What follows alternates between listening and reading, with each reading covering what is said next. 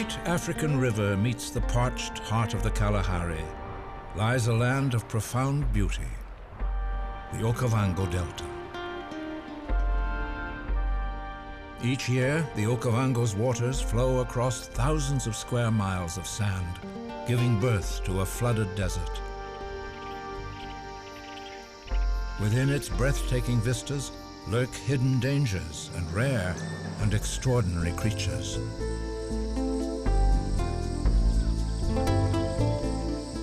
The delta's skies ring with the cry of eagles, and its waters teem with life. There is no other system quite like it on Earth, and few so complex. On the northern edge of Botswana's Kalahari Desert, a river comes to a remarkable end, far from the sea. Its waters spread across a vast flat plain, the desert interior of southern Africa. But for its first 60 miles, the river is confined between two parallel fault lines in a region known as the Panhandle, where it meanders like a giant snake.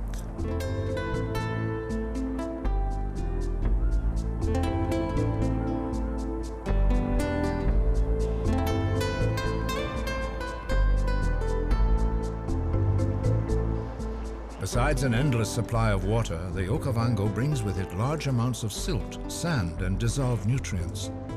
Together they produce a 5 million acre paradise in the middle of a dry world.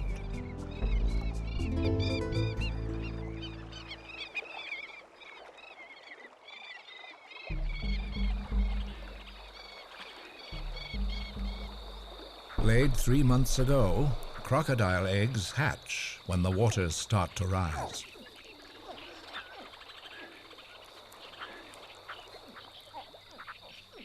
Within weeks, the youngsters will disperse in every direction.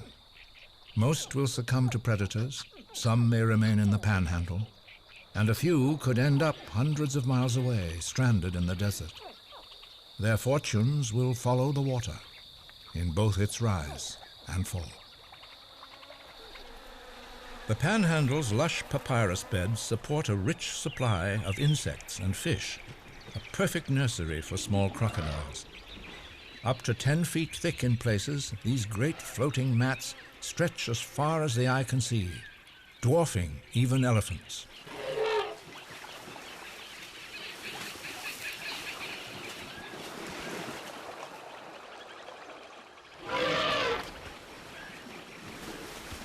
As they forage, the elephants tear loose pieces of papyrus, launching a stowaway into the river.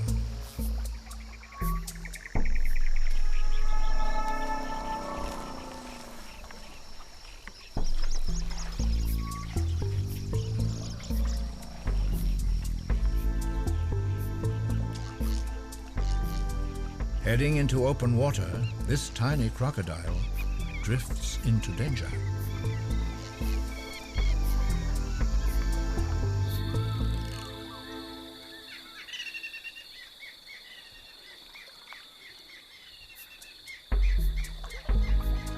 Crocodiles rely on camouflage, instinct, and experience for survival. Living long enough to acquire the experience is the challenge.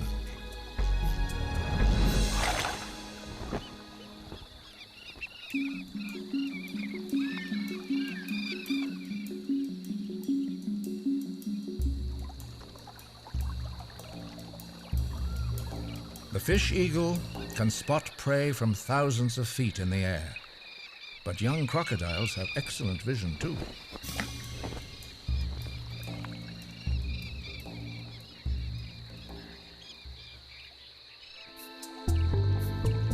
Still, out of the many thousands of crocodiles hatched in a season, only a few will grow to maturity.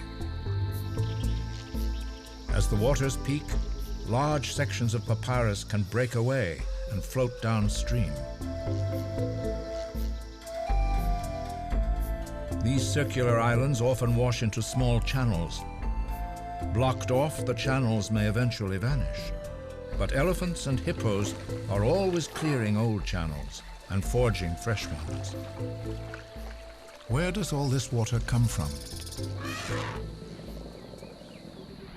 For several months each year, rains in distant mountains, augmented by local rains, send a surge of water through the Panhandle. It will take nearly half a year to spill out into the desert at the other end. The waters spread underneath the papyrus mats, lifting the entire surface like a huge raft.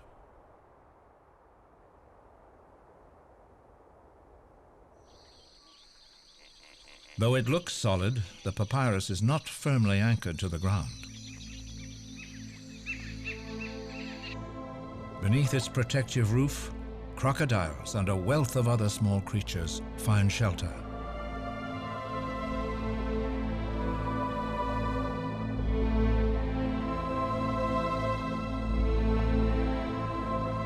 The Panhandle acts as a giant filter for the Okavango. Countless tiny papyrus roots comb the waters, extracting nutrients. After flowing through many miles of roots, the waters emerge crystal clear.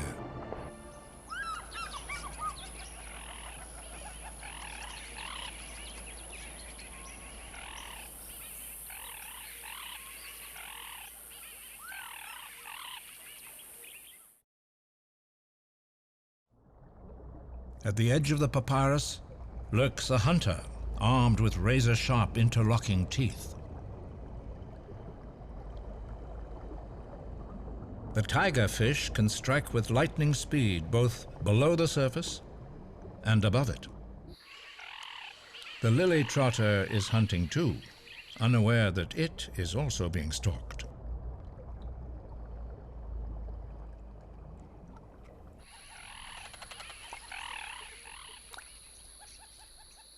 But most predators here are also prey.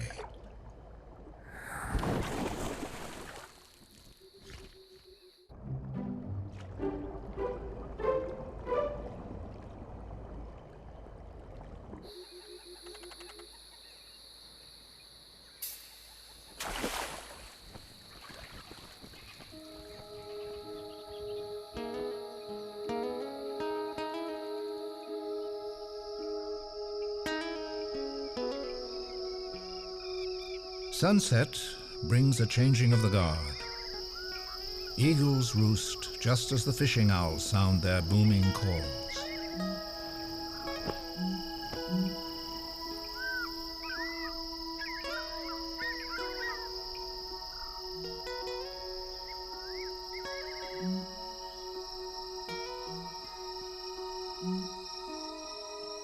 From below the papyrus, small fish and insects come out under cover of darkness. They are the staple diet of little crocodiles.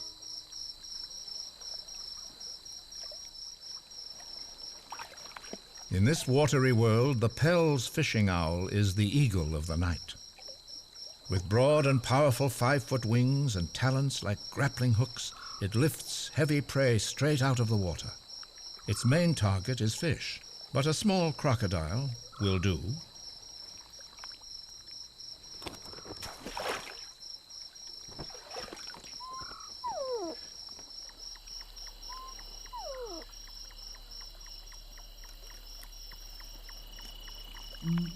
This juvenile owl still has a lot to learn. With its large, sensitive eyes, it must judge the refraction of the water's surface and catch a moving fish in the dark.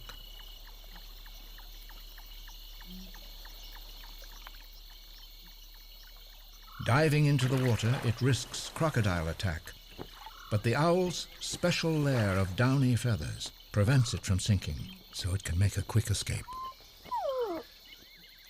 The forlorn cry of the young owl signals his increasing hunger. His parents are mating and no longer feed him.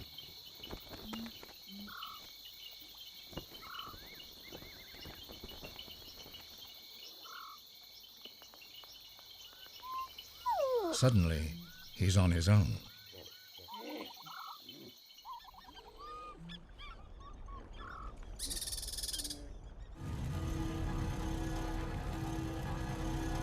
A worthy opponent rises up to meet the waters. Fire sweeps across the Panhandle as if an epic battle is being waged between the water and the flames.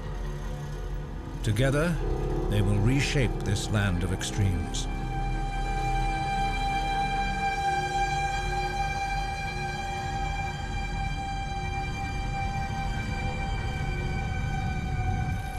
Oils in the lush green papyrus flare up, igniting the straw-like stalks.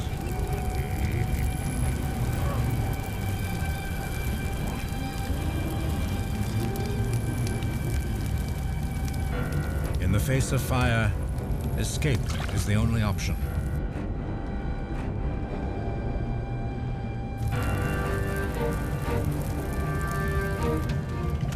Even creatures like the puff adder that normally shy away from water must plunge in or perish.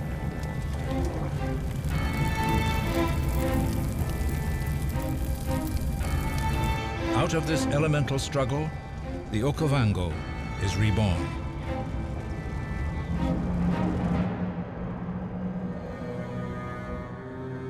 In dry periods, fires often burn all the way through the papyrus to the layer of peat lying on the delta's floor. There it can smolder for months or even years until it finally reaches the sand. In this way, old, choked channels may be reopened as advancing waters find new paths and directions.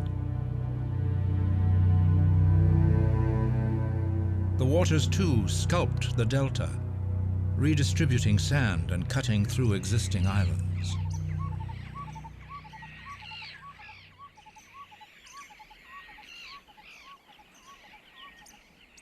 They carve out steep banks where rainbow-colored birds find safe nesting sites. This haven for white-fronted bee-eaters will not last forever. Next season, it may well crumble and wash away completely. But for a while, the bee-eaters grace their sandy bank with dazzling colors.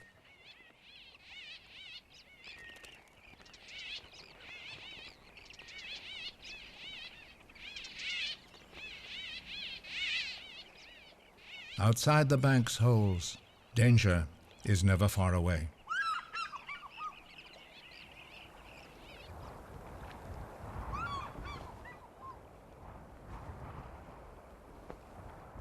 Change is stirring throughout the Panhandle as the surge of water passes and water levels lower. While most fish breed in the dense underwater plants during high water, certain kinds of cichlid lay their eggs in open, shallow water.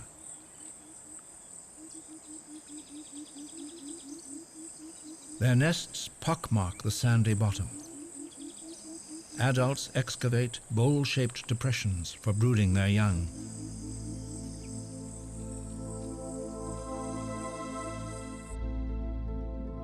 Since large predatory fish live primarily in deep water, the cichlid nurseries are out of their reach, nor can they hunt below the papyrus any longer.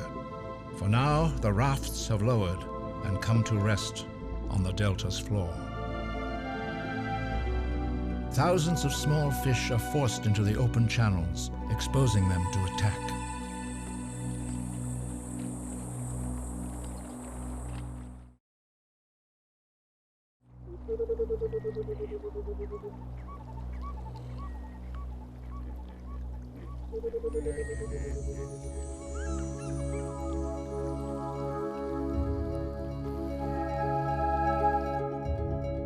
The sudden availability of fish coincides with the mating season of the fish eagle.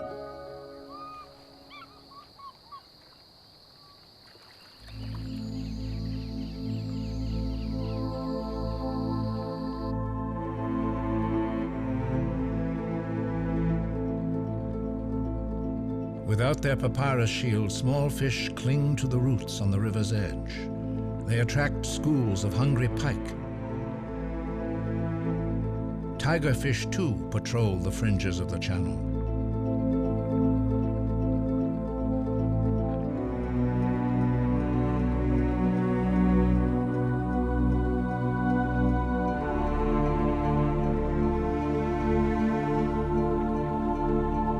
Above them all, the fish eagle hunts the hunters.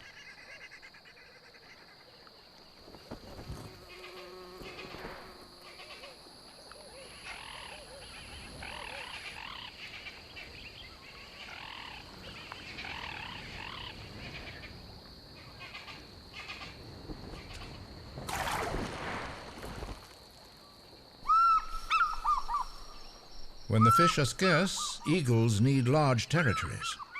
But the profusion of fish in this channel has brought many pairs too close for comfort.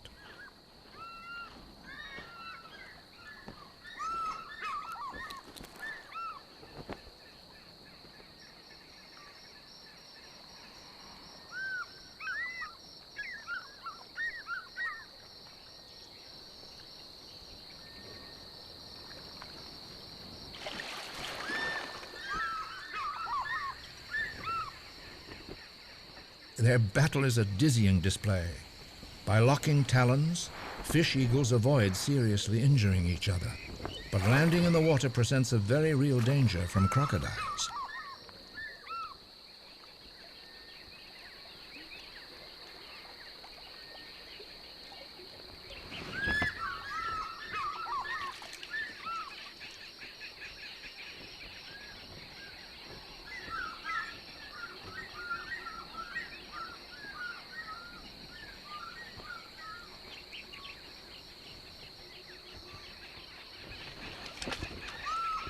Besieged from above, it's trapped there.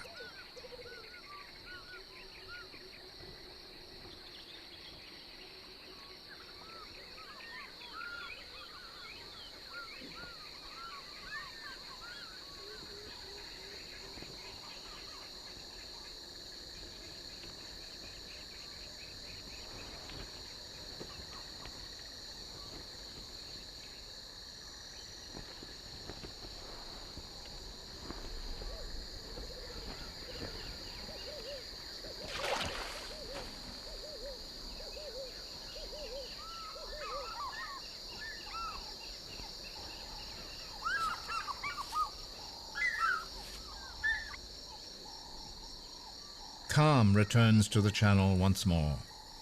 As it relaxes, the eagle fluffs its feathers, their color enhanced by the setting sun.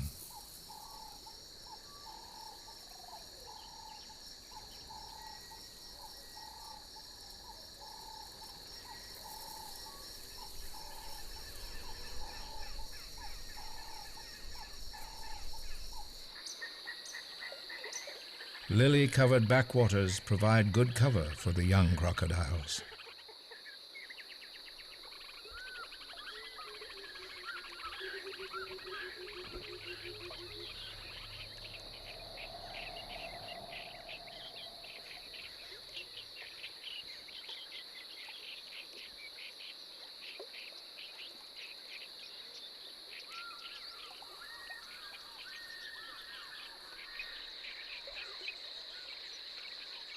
But fish eagles zero in on even the slightest movement.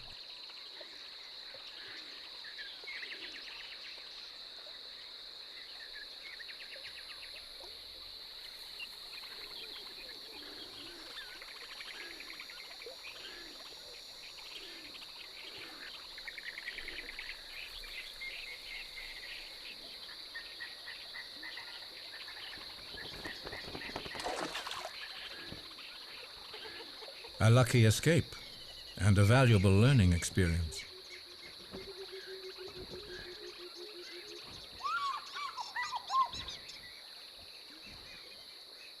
Fishing owls hide in the dark wooded islands along the channels during the day. Owls and eagles are about the same size, but they are not equals. Despite the easy mark, the owl will not hunt, for any movement could set the eagle upon it, a fight the owl would lose.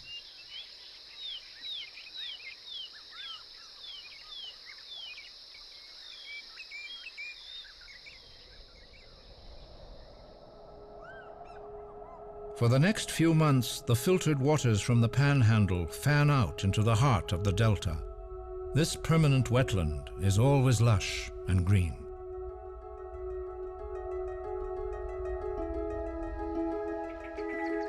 piercing sunlight and a slowing current foster a multitude of aquatic plants.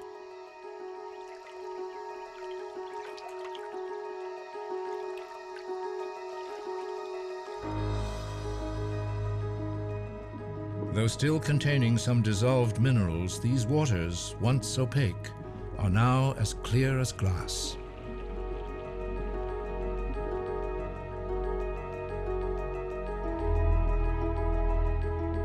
The tranquil heart of the wetlands belongs to the plants.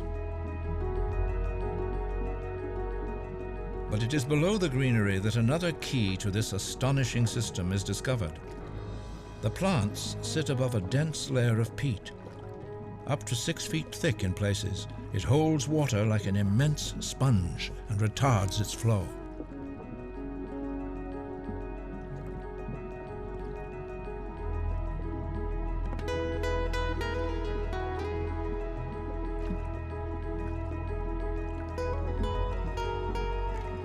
Only very large animals can successfully navigate the wetlands. With little game available, just a few crocodiles live here, though they can grow to enormous size. They stalk the hippo paths which slice through the vegetation, revealing the peat and sand beneath.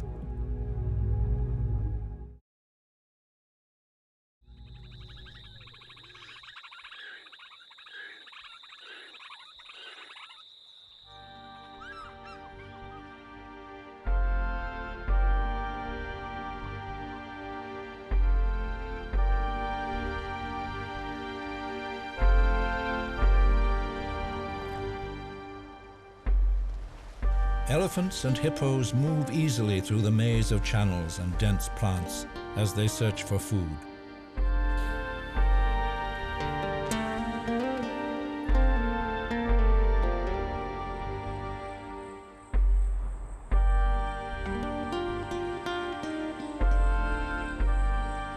Only one antelope resides in the deeper waters of the wetland, the graceful and elusive Sitatunga. Its elongated hooves keep it from sinking as it travels over marsh.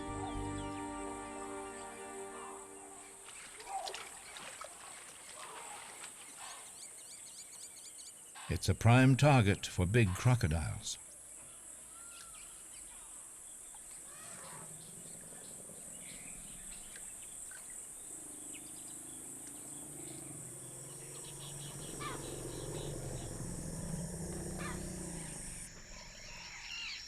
Many young crocodiles have made it into the wetland.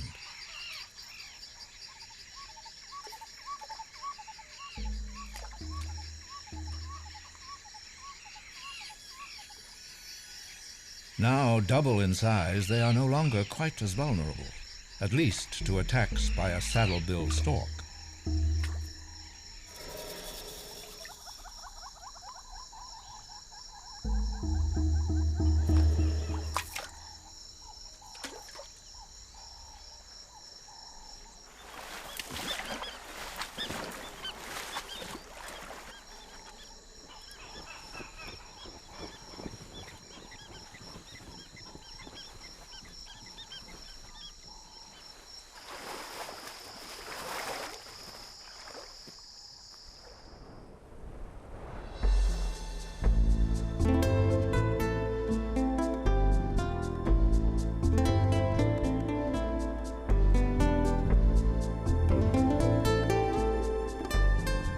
On the fringes of the permanent wetland lives another water antelope. In huge herds, the red lechwe keeps to the shallows where they are safe from most predators. When the seasonal surge of water advances beyond the wetland, they will follow it to new grazing. But even as the Okavango rises, water is being lost. Exposed to the intense African sun and dry desert air, water evaporates so fast that this area should be a vast salt marsh. But here, trees suck up water faster than it evaporates, causing salts to concentrate under islands. The water is left fresh and pure, but the white salt islands are completely barren.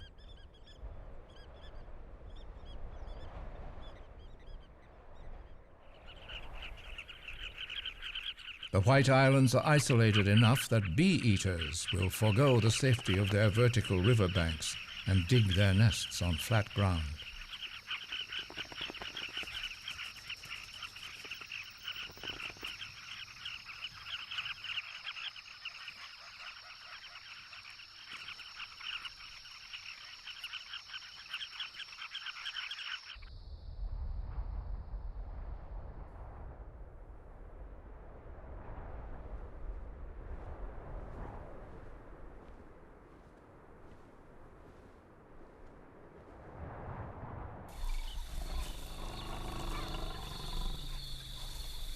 As the dry season takes hold in the Kalahari, elephants invade the wetland, seeking one of their favorite foods, the ripe fruit of the ivory palm.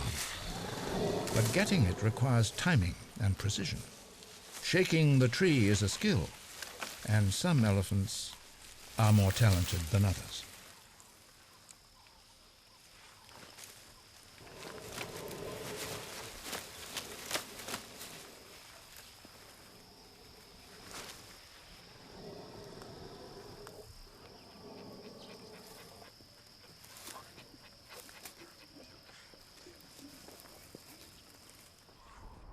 Over the past 6 months, the surge of water has filtered through the Panhandle and been held back by the permanent wetland. Now it seeps out into the dry floodplain. A thin sheet of clean, clear water spills onto the grasslands and surrounds the wooded islands.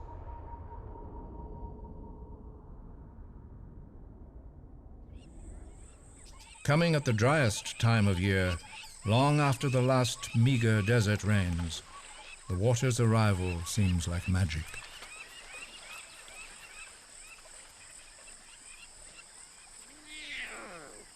Lions are symbols of big game country. Within their territories, the lions now track the new water's flow, anticipating the coming of the great herds, for they know that where water flows, buffalo are soon to follow.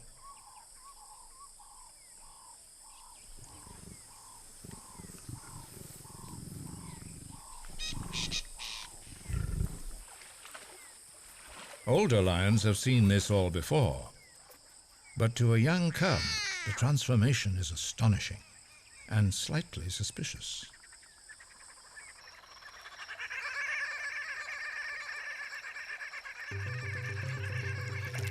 Along with the waters come a host of new visitors to the grassland. A climbing perch can breathe air to escape the water and crawl to safety using special gill covers, a distinct advantage in a land that is alternately wet and dry.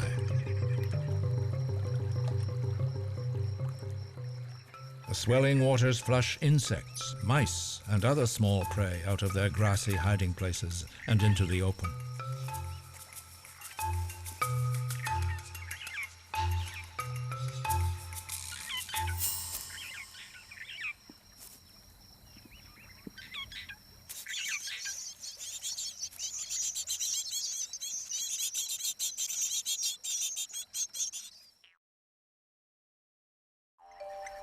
These shallows, rich in prey, make good hunting for a young crocodile.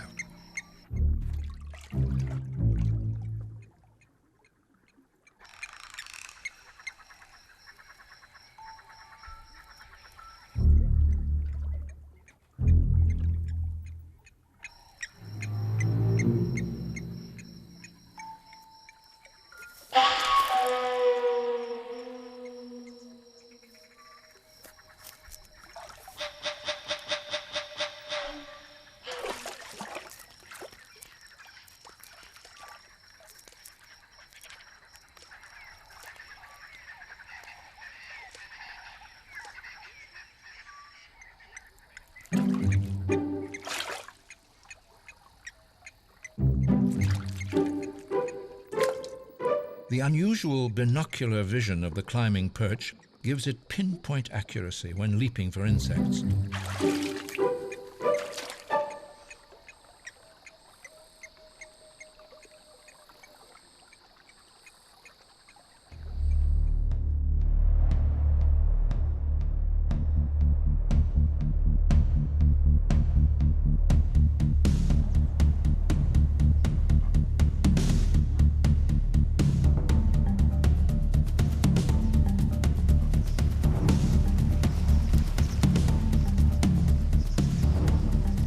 As the waters advance, the buffalo herds hasten across the parched plains to meet the filling pools. For months they have been confined to the sparse grazing on the edges of the permanent wetland. Finally, they can wander the entire floodplain, cropping the fresh green shoots that spring up along the water's path.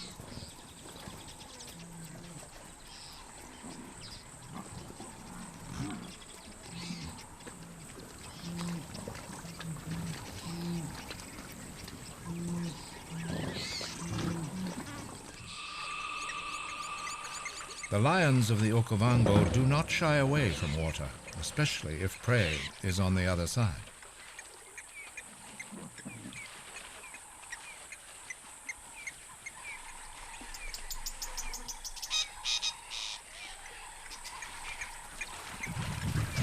Playful but alert, they watch the buffalo closely for signs of weakness.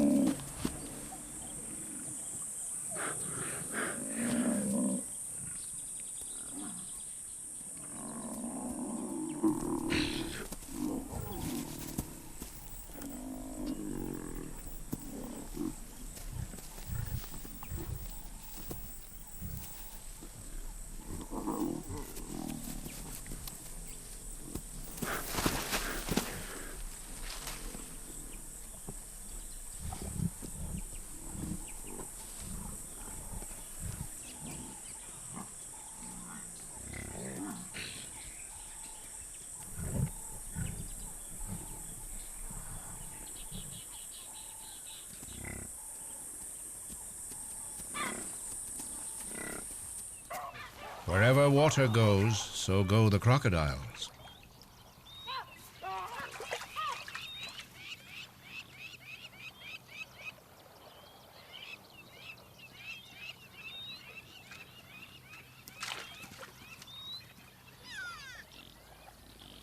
Wild dogs hunt here too, treading the water cautiously.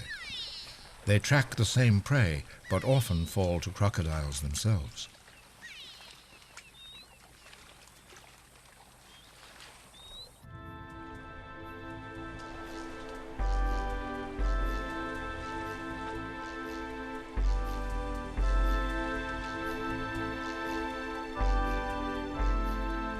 After several weeks, the waters inundate thousands of square miles of floodplain. To travel anywhere, the animals must cross water. Higher grounds become islands in the shallows.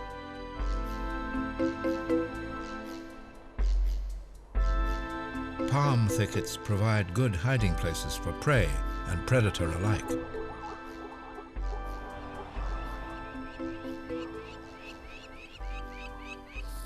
Later, this lioness may conceal her cubs in it, but at the moment she's caught the scent of something interesting.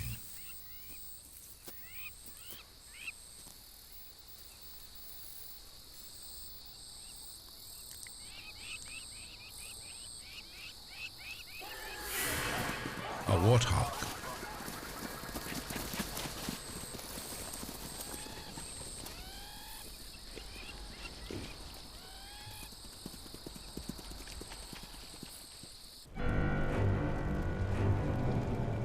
As if to mark an end to paradise, the dry season has brought fire to this land of water. Flames lay waste the floodplain. Exposed brittle grass goes up like tinder.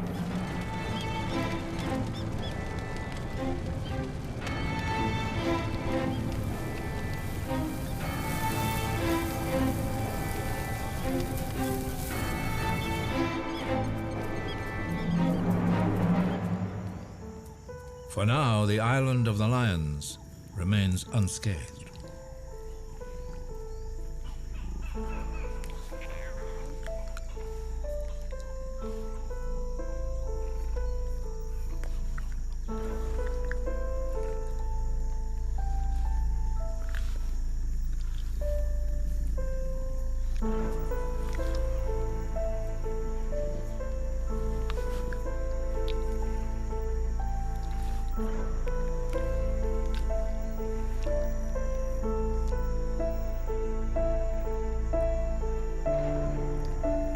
The lioness and her cubs seem unaware of the peril encircling them. A strong wind and a live spark are all that stand between them and disaster.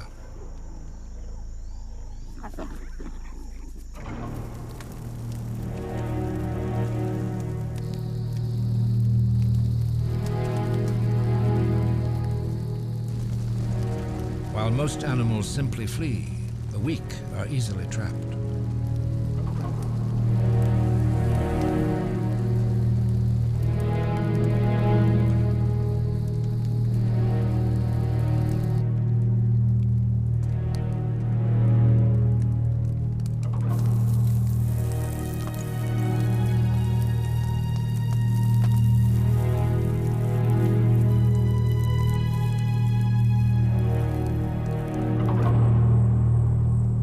Fire can work to a lion's advantage. The lioness leaves for the hunt. The cubs know to stay near the thicket till her return.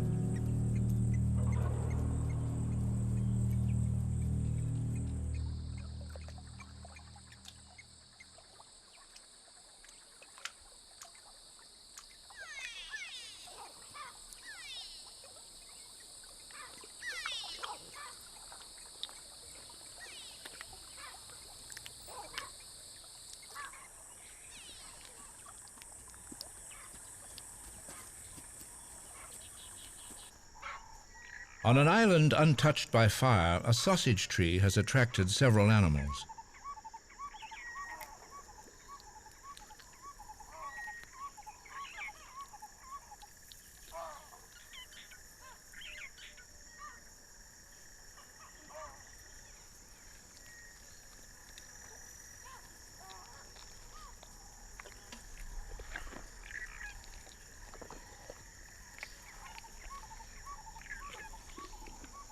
These sausages, a prized fruit, are as tough as gourds.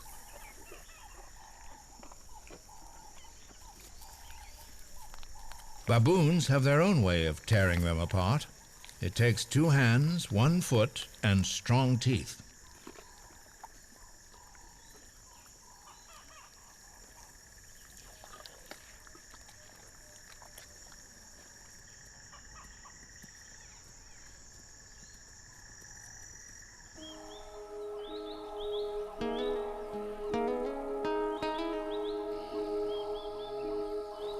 With the water rapidly disappearing, there are few pools left deep enough for hippos.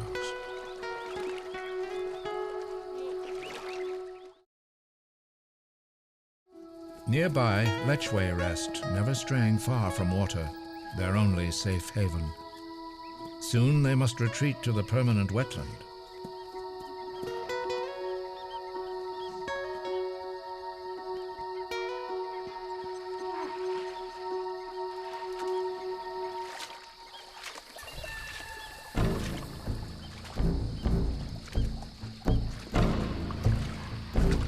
Predators, too, haunt these waters.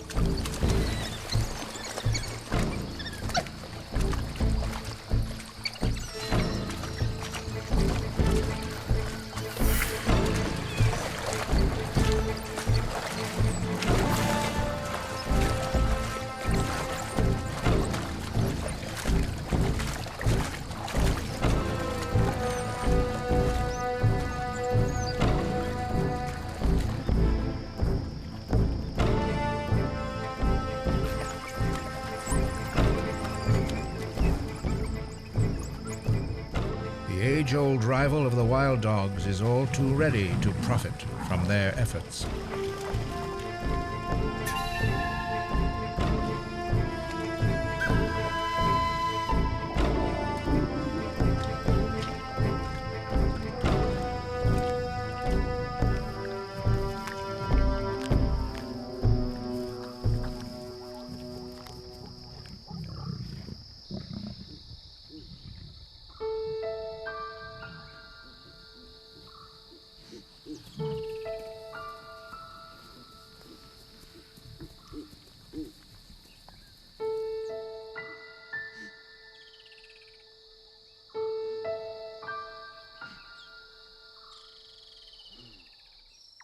In warmer temperatures, many birds nest, and snakes come out of hiding. Nightjars lay their eggs directly on the ground, putting them well within reach of the aptly named egg-eater.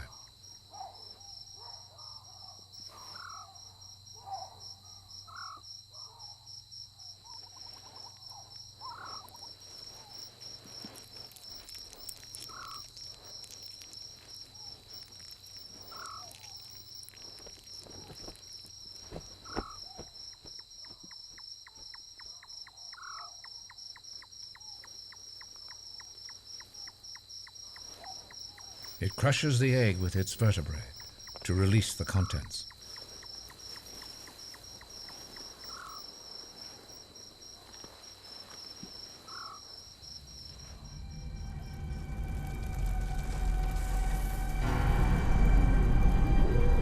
Who would believe that so recently this was an Eden?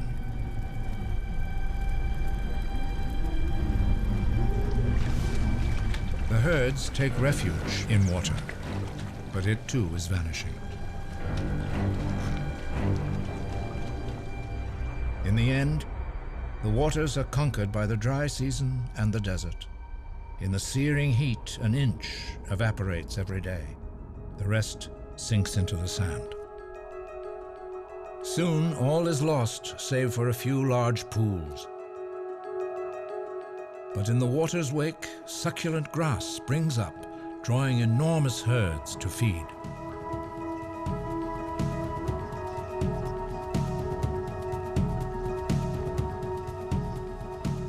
The changing conditions in the floodplain open opportunities for some, just as they close them for others.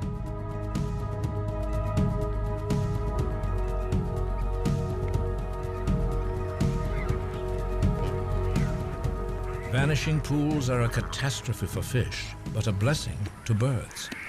From far and wide they come to harvest the annual bounty of stranded fish.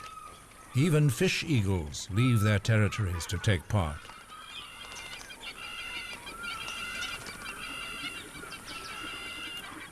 The crocodiles remaining in the floodplain are forced into the shrinking pools.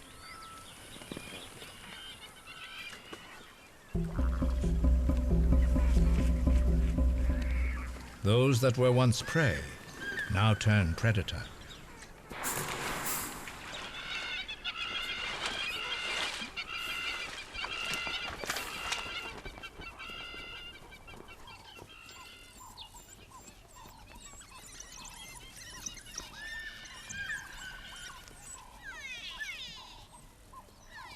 The oppressive heat doesn't seem to dampen the spirits of the wild dogs.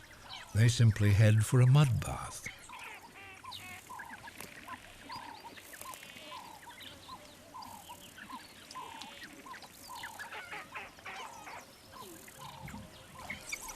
Here's a curiosity, unfamiliar to the dogs. Terrapins usually stay out of sight, deep in their pools. With its home drying up, it must seek a safe place to wait for the water's return. But a safe place may soon be beyond its reach.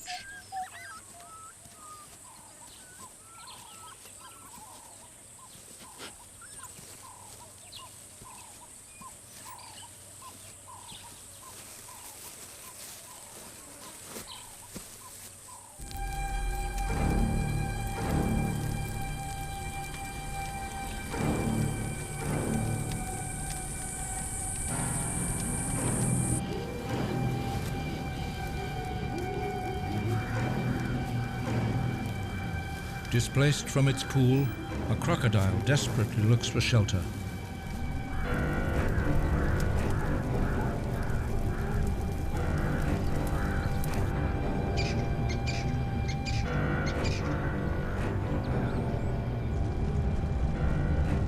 In huge swaths of the delta, fire replaces water as the dominant force.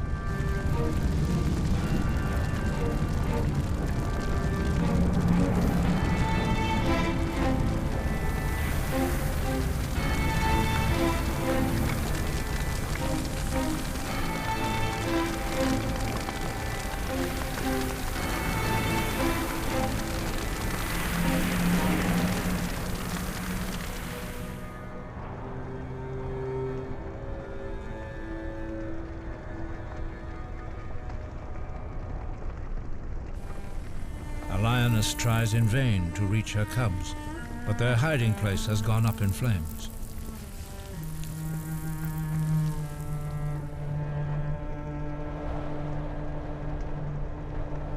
Every year, thousands of animals are destroyed by the infernos that consume the delta.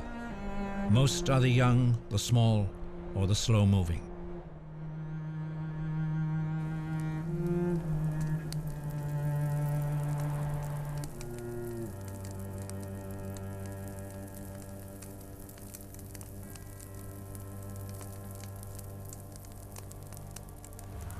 Sorrow for some is fortune for others. For when cover is scarce for the mouse, food is plentiful for the yellow-billed kite.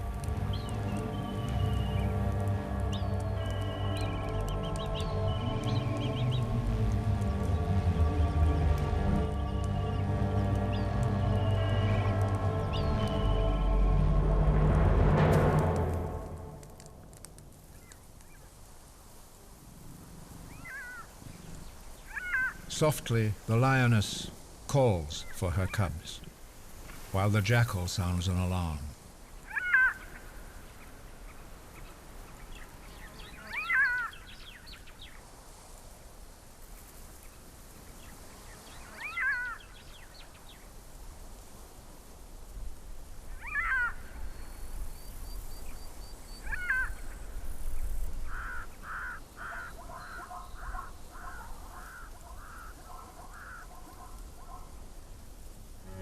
Most large animals escape unharmed. They simply walk away faster than the flames, or they shelter in areas that have already burned.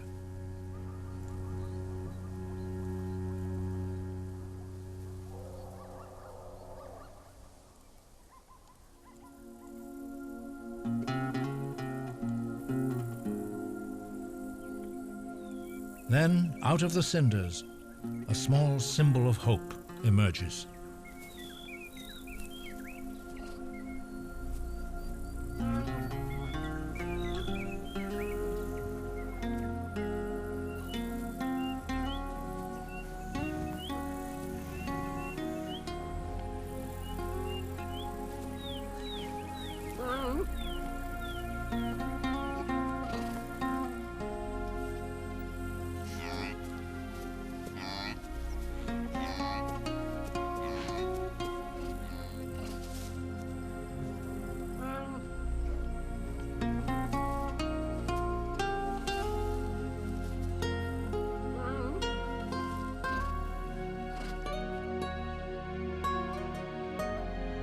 Now the hard times settle in for the creatures of the plains. Trekking across miles of singed earth, the herds seek out waterholes scattered through the grasslands.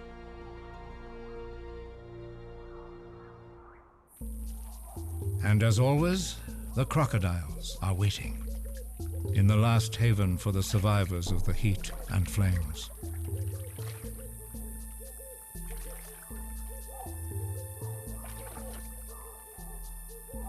But even as these pools recede, the next surge of water is on its way. Months from now, new waters will arrive to transform this changed wasteland. For here, where the Okavango's waters meet the Kalahari Desert, the delta is constantly recreated. Fire and water ravage and renew, advance and retreat.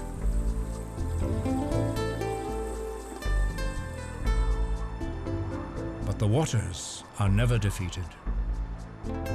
Far away, rains are falling in the highlands, and in time, they will spill out into the Kalahari and flood the desert once more.